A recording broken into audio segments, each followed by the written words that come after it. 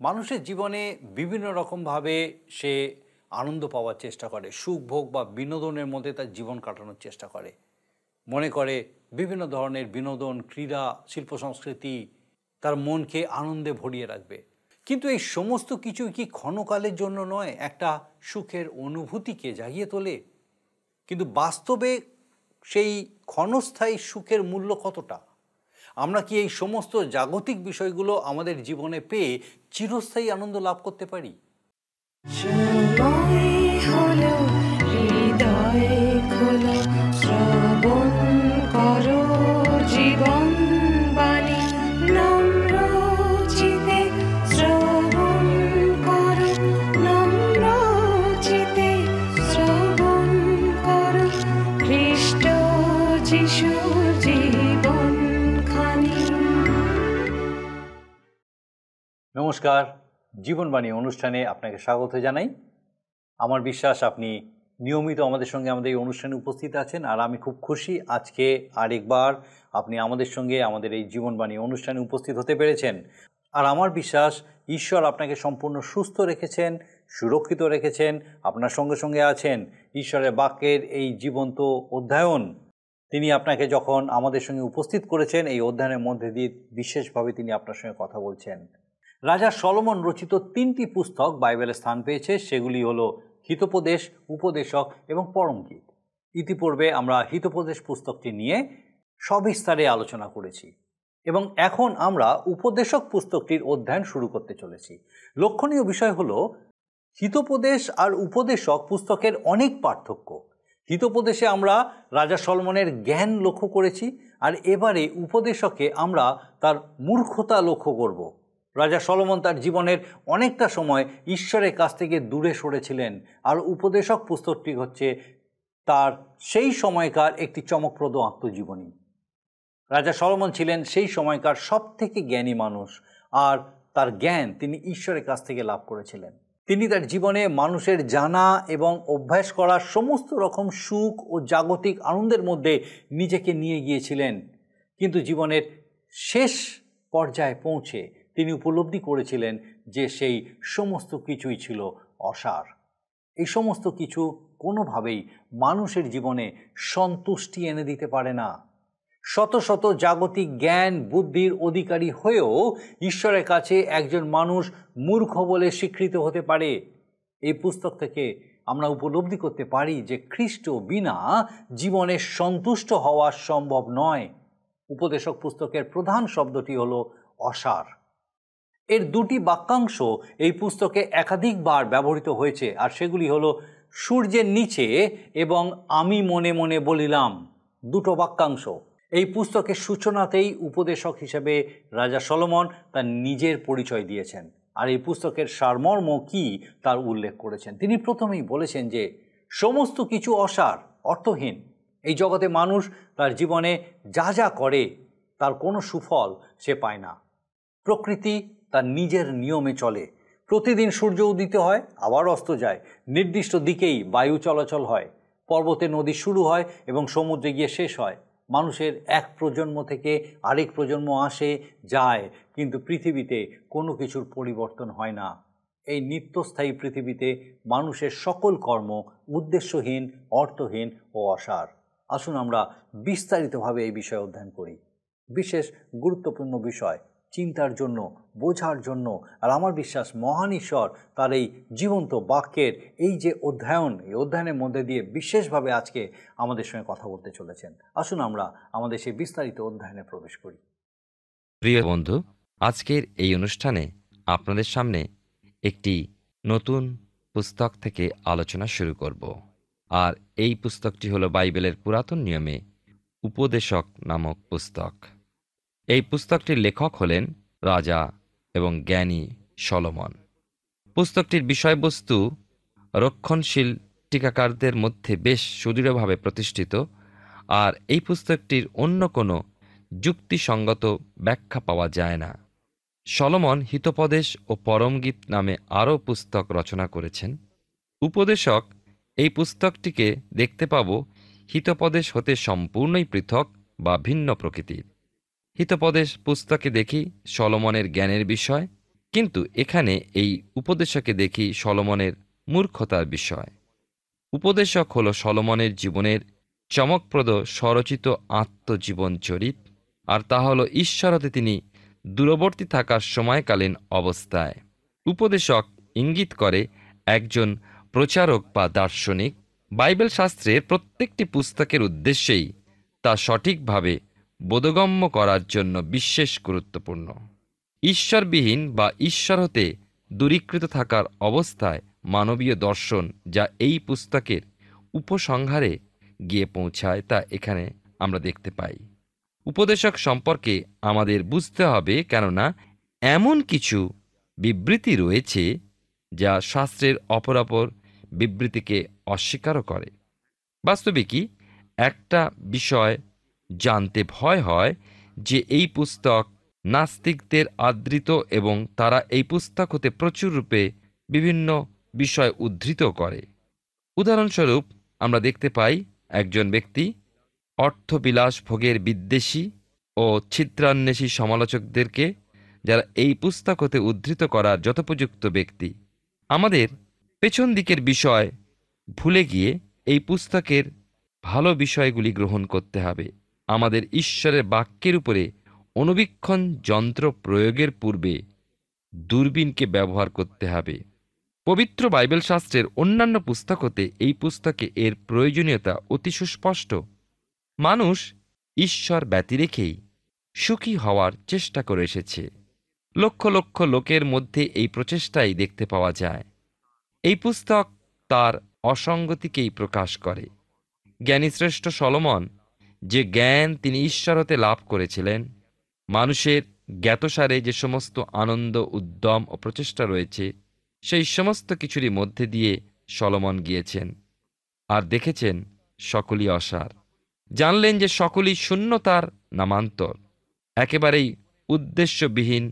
জীবনের পরিতৃপ্তি বাস্তবিকই এভাবে মেলে না।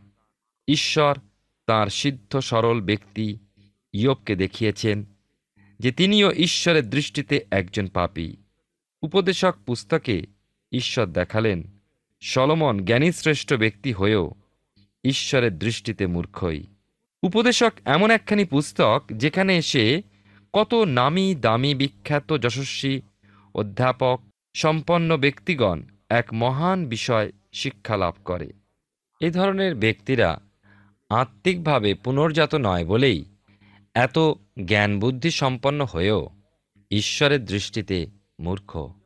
যারা এই জগতের জ্ঞান বুদ্ধি শিক্ষা দীক্ষা ভোগ বিলাস ও পার্থিব মহাধনে নির্ভরশীল, জীবনে সেগুলোকেই তারা নির্ভর করে চলে, তাদের পক্ষে এই পুস্তকের অন্তর্নিহিত বিষয়কে গ্রহণ করা খুব কঠিন হয়ে দাঁড়ায়। উপদেশক পুস্তকখানি আমাদেরকে এই শিক্ষা প্রদান করে যে খ্রিস্ট যীশু ব্যতি রেখে আমাদের তৃপ্তি নেই। মানব হৃদয়ের সন্তুষ্টিজনক যাবতীয় বিষয়, এমনকি সমগ্র পৃথিবীস্থ বিষয়ের অধিকারী হয়েও সেই পরিতৃপ্তির পূর্ণতা হয় না। মানুষের হৃদয়খানি এত বিশাল, এতই মহান, যা তৃপ্তি এই পার্থিব বিষয়গুলোতে সম্ভব হয় না। আমরা যদি মহৎ ও জাগতিকতা হতে ফিরি এবং খ্রিস্টের উপরে আমাদের অনুরাগ আসক্তি সুদৃঢ় করি, আমরা তাঁর প্রেমের অনন্ত অসীম অমূল্য গভীরতার পরিমাপ করতে পারি না। এই হৃদয়ের তুলনায় সেই মহান প্রেমে এত মহান ও বিশাল। এই পুস্তকের মূল শব্দটি হল অসার, যে কথা ৩৭ বার এই পুস্তকে উল্লেখিত হয়েছে। মূল শব্দ সমষ্টি হল সূর্যের নিচে, যা ২৯ বার ব্যবহৃত হয়েছে। আরও এক শব্দ সমষ্টি লক্ষ্য করি, আমি মনে কহিলাম। অপর কথায় বলতে গেলে বলতে হয় এই পুস্তকে নিহিত রয়েছে মানুষের হৃদয়ের অনুধ্যান বা গভীর ভাবনার বিষয়গুলো। মানুষ নিজেদের জ্ঞান বুদ্ধি অনুভব উপলব্ধির মাধ্যমে যে স্থানে গিয়ে পৌঁছায়, তার এই উপসংহার বা সর্বশেষ অবস্থা।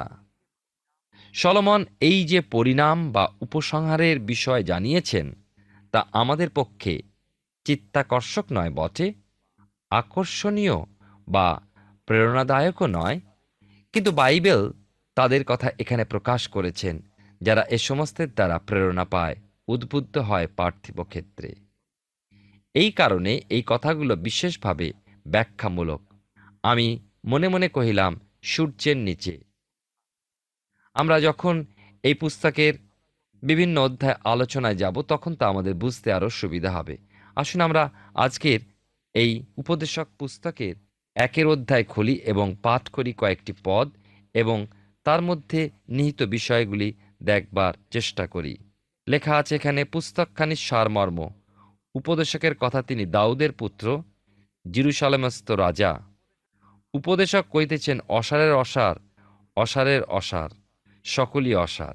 মনুষ্য সূর্যের নিচে যে পরিশ্রমে পরিশ্রান্ত হয়, তাহা সেই সমস্ত পরিশ্রমে তাহার কি ফল দেখিতে পায়।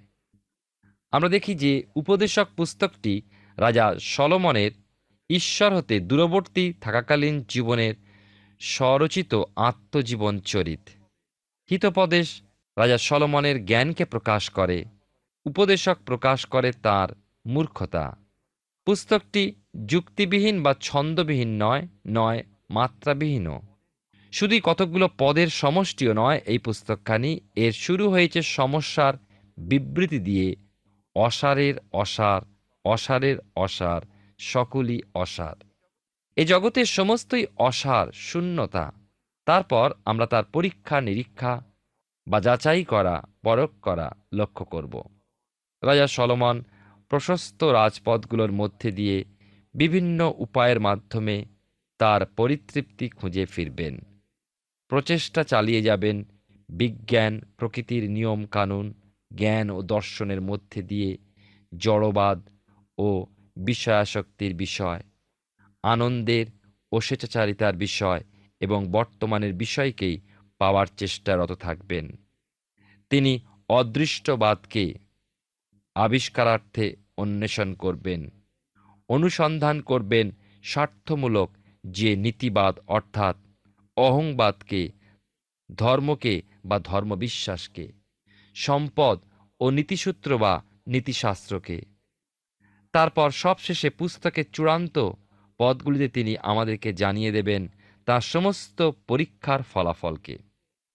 মনে রাখবেন, প্রত্যেকটা পরীক্ষার উপসংহার মনুষ্য সম্বন্ধীয়। এ হল সূর্যের নিচে মানুষ। বাইবেল শাস্ত্র যেখানে ঈশ্বরীয় প্রেরণালব্ধ বলে আমরা জানি, তখন আর প্রেরণা বলতে যে কি বুঝায় সে নিয়ে ভুল বুঝবেন না। এই অনুপ্রেরণা বা স্বর্গীয় প্রত্যাদেশ শাস্ত্রোক্ত সমস্ত বাক্যের যথার্থ প্রকাশকারী। সর্বদাই যে চিন্তাধারা বা ধারণার প্রকাশ তা নয়।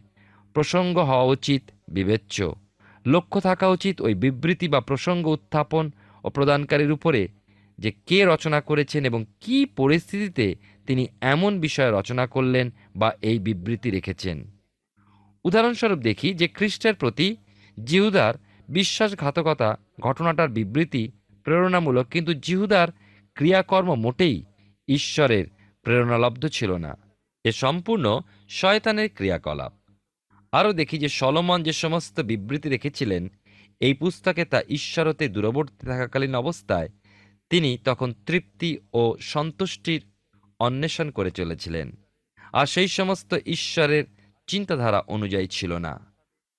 স্বর্গীয় প্রত্যাদেশ বা অনুপ্রেরণা এই অঙ্গীকার করছেন যে সলোমন যা কিছু বলছেন তা সঠিকভাবেই শাস্ত্রে লিপিবদ্ধ হোক। এবারে লক্ষ্য করি সমস্যার বিষয় 1 পদে আমরা একটু আগে পাঠ করেছি, আর এই বিবৃতি সলোমন নিজের জীবনের উপলব্ধি বিষয়ক আমাদের কাছে প্রকাশ করেছেন। রাজা দাউদের আরও অন্যান্য পুত্রগণও ছিলেন, কিন্তু একমাত্র সলোমনই জেরুসালেমের রাজা হতে পেরেছিলেন। এক্ষেত্রে তিনি দার্শনিক। আমরা জানি তিনি প্রজ্ঞা লাভ করেছিলেন। আমার মনে হয় সলোমন ঈশ্বর হতে যে জ্ঞান প্রাপ্ত হয়েছিলেন তা আমরা যা মনে করি তা হতে কিছু ভিন্ন। আমরা মনে করি যে সলোমনের জ্ঞান ছিল আধ্যাত্মিক অন্তর্দৃষ্টি, কিন্তু বাইবেল বলে না। তিনি এ বিষয়ে আগ্রহ করেছিলেন, তিনি প্রার্থনা করেছিলেন, অতএব তোমার প্রজাদের বিচার করিতে ও ভালো মন্দের বিশেষ জানিতে তোমার এই দাসকে বুঝিবার চিত্ত প্রদান করো, কারণ তোমার এমন বৃহৎ প্রজাবৃন্দের বিচার করা কাহার সাধ্য। অতএব ঈশ্বর সলোমনের যাচনা অনুযায়ী তাকে উত্তর প্রদান করেছিলেন, তা হল শাসন করার জ্ঞান।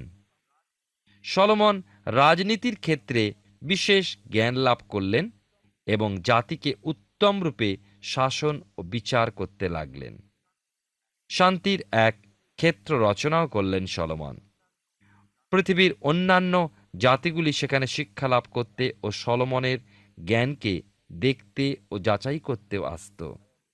রাজা সলোমন পাপীদের জন্য বলি উৎসর্গীকরণের বেদী মন্দিরে স্থাপন করে সত্য ও জীবিত ঈশ্বরের সাক্ষ্য রক্ষা করেছিলেন।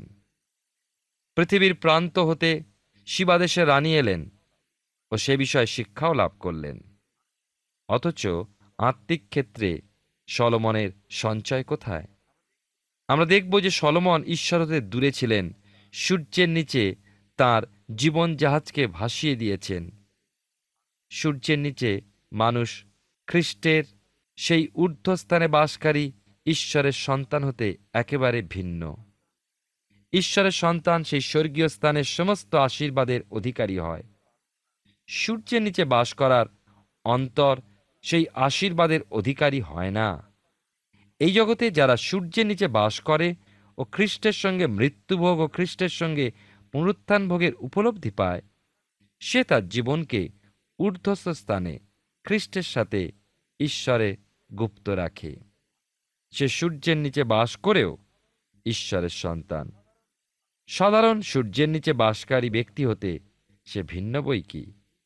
2 পদে আমরা দেখি অসার কথা আবার বলা হয়েছে, অর্থাৎ শূন্য, উদ্দেশ্য বা লক্ষ্যবিহীন নাশমান জীবন, অর্থাৎ পশু পাখির ন্যায় জীবন ধারণ করা।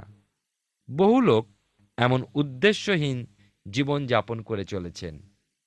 এও হল সলোমনের উপসংহার, অসারের অসার, শূন্যতারই শূন্যতা, ঠিক যেন শূন্যতারই এক বিশাল থলি।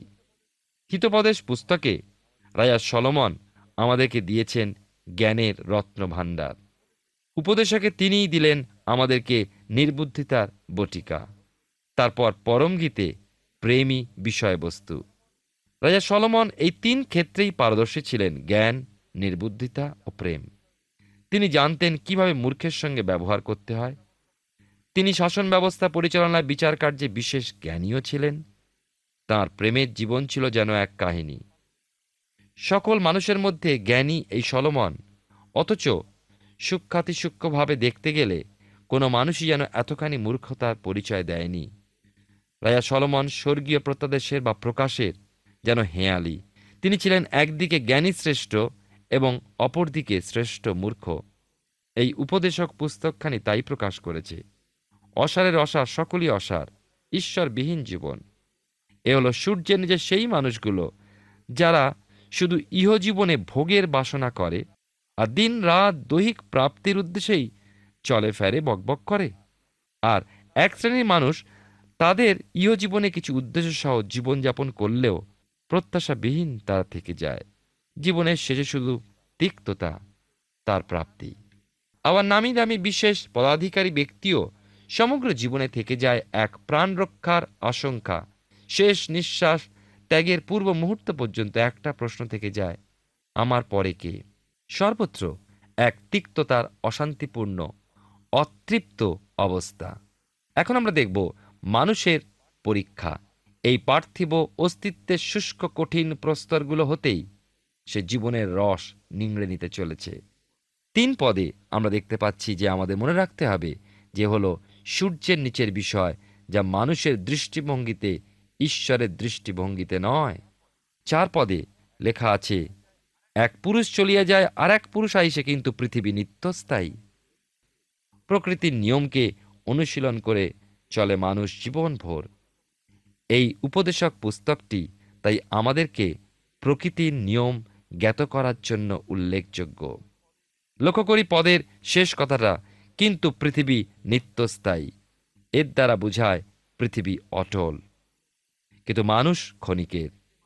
সমসাময়িক যে মানুষ, তারা অতীতের মানুষের হতে নিশ্চয়ই সামান্য ভিন্ন এ ব্যাপারে। সম্ভবত ভবিষ্যতের মানুষগুলো হতেও কিছু ভিন্নতা তাদের মধ্যে লক্ষিত হতে পারে, কিন্তু নিঃসন্দেহে বলা যায় যে মানুষ অস্থায়ী। 5 থেকে 7 পদে আমরা আসি। এখানে দেখি এক আশ্চর্য হওয়ার বিষয় লেখা আছে।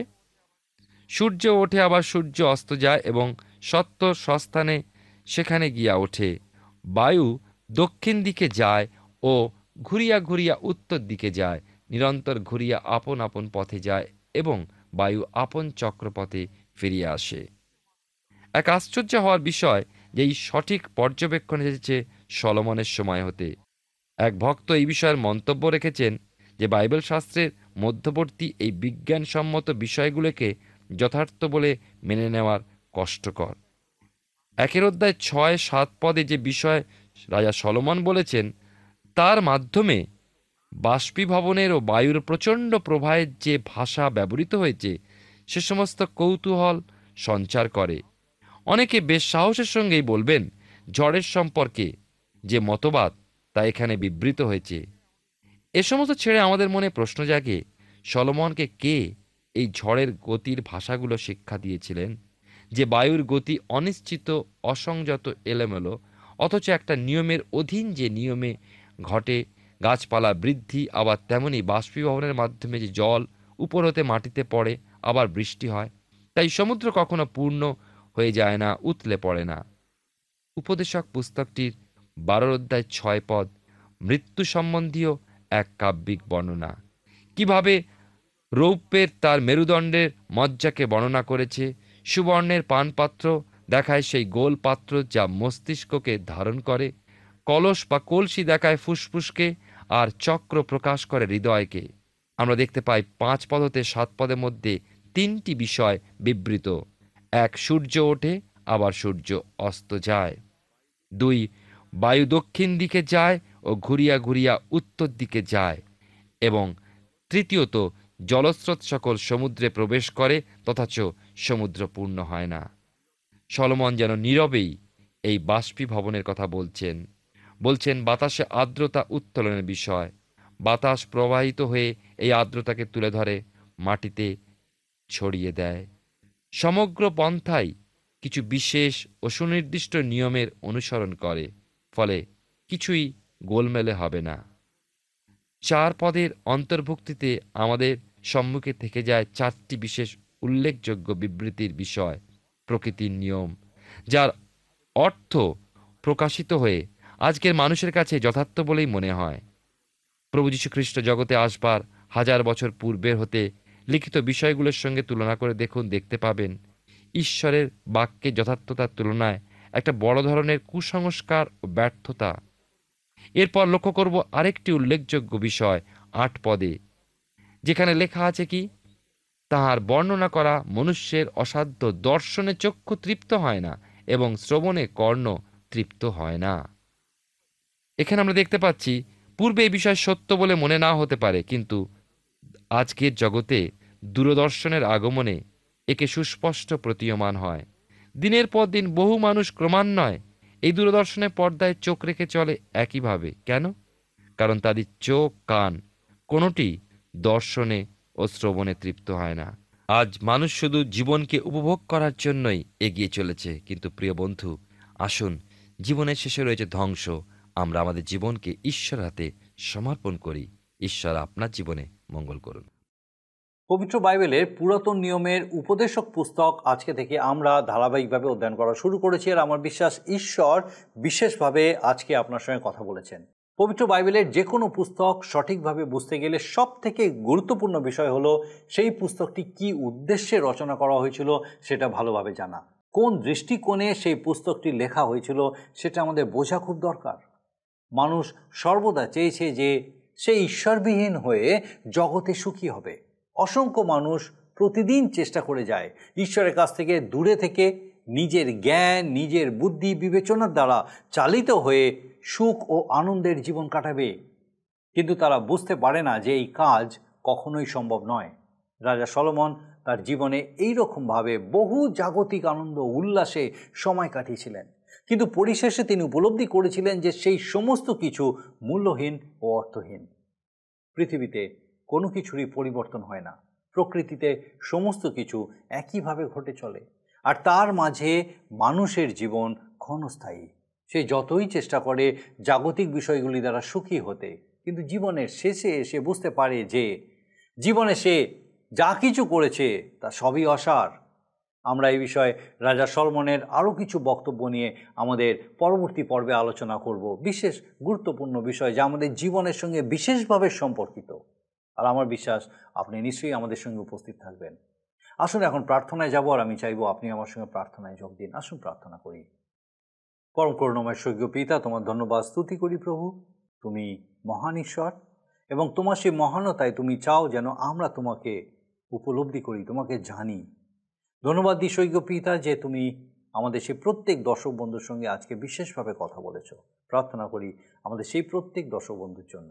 প্রভু, তোমার পবিত্র পরাক্রমে জীবনে যে সত্য পিতা, সেই সত্য উপলব্ধি করতে তুমি সে প্রত্যেককে সাহায্য করো। স্বর্গীয় পিতা, বিশেষ করে সেই প্রত্যেক দর্শক বন্ধু তাদের পরিবার পরিজনের জন্য তোমার কাছে প্রার্থনা করি প্রভু, তোমার পবিত্র পরাক্রমে সেই প্রত্যেকের সঙ্গে সঙ্গে থাকো। বিশেষ করে প্রার্থনা করি পিতা, যদি আজকে কেউ অসুস্থ আছেন এবং প্রভুকে তোমার দিকে দৃষ্টি স্থির রেখেছেন, বিশ্বাসে স্থির হয়েছেন যে প্রভু তুমি তাদেরকে সুস্থ করতে সমর্থ। আমরা জানি না কি সেই অসুস্থতা, আমরা জানি না কতদিন যাবৎ তিনি অসুস্থ, বা আমরা জানি না কতটা কঠিন সেই অসুস্থতা, কিন্তু জানি প্রভু তুমি সুস্থ করতে সমর্থ। এবং প্রার্থনা করি স্বর্গীয় পিতা, সেই ব্যক্তির বিশ্বাসকে তুমি আশীর্বাদযুক্ত করো, তার বিশ্বাসে তুমি তাকে সুস্থ হতে সাহায্য করো। তোমার অনুগ্রহ, তোমার করুণায় আরোগ্যকারী শক্তি তা সে অসুস্থ শরীরে উপলব্ধি করে তাকে তোমার গৌরব করতে সাহায্য করো। স্বর্গীয় পিতা, তোমার পবিত্র পরাক্রমে আমাদের সেই প্রত্যেক দর্শক বন্ধুকে, তাদের পরিবার পরিজন প্রত্যেককে তোমার আশীর্বাদে পূর্ণ করো। স্বর্গীয় পিতা, বিশেষ করে যদি কেউ এই সময় বিভিন্ন রকম সমস্যার মধ্যে আছেন, প্রার্থনা করি তোমার সেই শক্তি দাও, তোমার অনুগ্রহ দাও, এবং পিতাগো তোমাতে স্থির থাকতে সাহায্য করো যে প্রভু তুমি, সে একা নয় কিন্তু তার সঙ্গে তুমি আছো, তুমি তাকে ছেড়ে দাওনি এবং তুমি তাকে বহন করছো। প্রভু এই বিশ্বাসে স্থির রাখো এবং তাকে উদ্ধার করো, রক্ষা করো। স্বর্গীয় পিতা, ব্যক্তিগতভাবে পারিবারিকভাবে আমাদের প্রত্যেক দর্শক বন্ধু এবং প্রত্যেককে তোমার চরণে সমর্পণ করি, আশীর্বাদে পূর্ণ করো, তোমাতে স্থির রাখো। তোমার যিশু নামে ভিক্ষা দয়া করে শ্রবণ ও গ্রহণ করো, আমেন। ঈশ্বর ধন্যবাদ দিই যে তিনি আমাদেরকে এই সুযোগ দিয়েছেন যেন তার জীবন্ত বাক্যের এই ধারাবাহিক আলোচনার মধ্যে দিয়ে আমরা ঈশ্বরকে বিশেষভাবে উপলব্ধি করতে পারি, তার সহভাগিতায় সান্নিধ্যে আসতে পারি।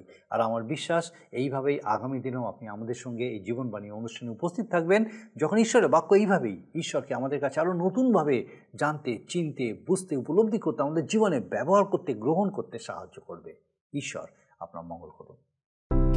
প্রিয় বন্ধু, আসুন আমরা আজকের প্রশ্ন উত্তরে আসি। গতকালের প্রশ্নের উত্তর অপশন ডি, জেরুসালেমে। আজকের প্রশ্ন, উপদেশক পুস্তকটির লেখক কে?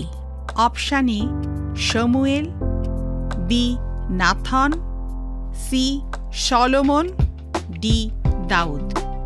প্রিয় বন্ধু, এই প্রশ্নের উত্তর আগামীকাল সন্ধ্যা 6টার মধ্যে option A, B, C, D সহকারে আপনার নাম ও সম্পূর্ণ ঠিকানা সহ 9433497235 এই নম্বরে SMS বা হোয়াটসঅ্যাপে পাঠাবেন। যদি আপনার এই অনুষ্ঠান ভালো লেগে থাকে তাহলে এই নম্বরে একটি মিসড কল করুন, তাহলে আপনি পরের বারে বিজয়ী হতে পারেন।